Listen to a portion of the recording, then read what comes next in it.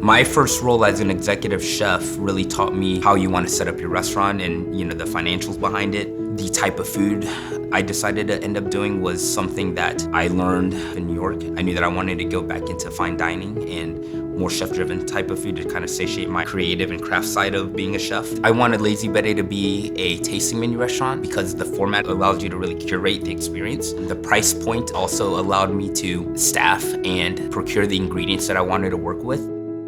I decided to do the service charge before we even opened. So it was a very conscious decision. As we were developing the business plan and doing the financial projections and all that, we came across all these questions. How do you want to handle payroll and pay your staff? For me, it was very important to do a service charge because I really wanted it to be more equal. That was something that was very near and dear to me. There's been a lot of trial and error with the service charge because it's not a very widely used wage model in restaurants. So the challenges were really educating our staff on how it works. It took a lot of faith from our staff to buy into it and to materialize. We try not to emphasize one position over the other. If you have, let's say, 100 hours in your labor pool and someone works 10% of those hours, they will get 10% of their allocation of the service charge.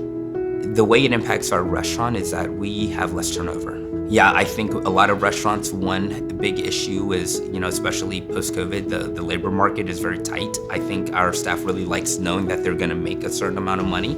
There's a little more security, but one thing that really promotes in our restaurant is a team culture.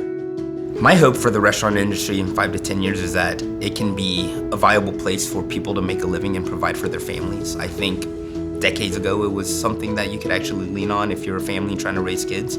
I don't know how that's possible nowadays. I know a lot of restaurant employees are fighting and scrapping, living check to check. And I think it's important because restaurants are such a fabric of every community around the country. And if you don't have restaurants, you don't have places where people meet. You're not creating synergy. It's also a reflection of your culture. And I also think it helps the minorities because there are a lot of minorities that work in restaurants. And if you can uplift that part of the population, it's only better for the country in the long run.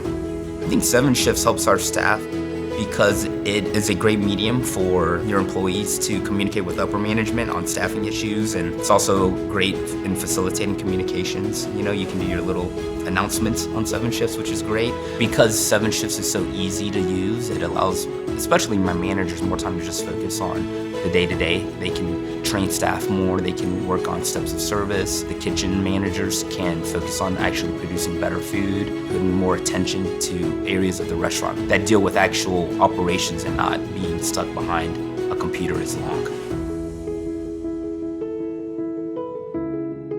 If I did not have 7 Shifts, it would make our work a lot more tedious, and then we'd have to resort to archaic ways of doing scheduling.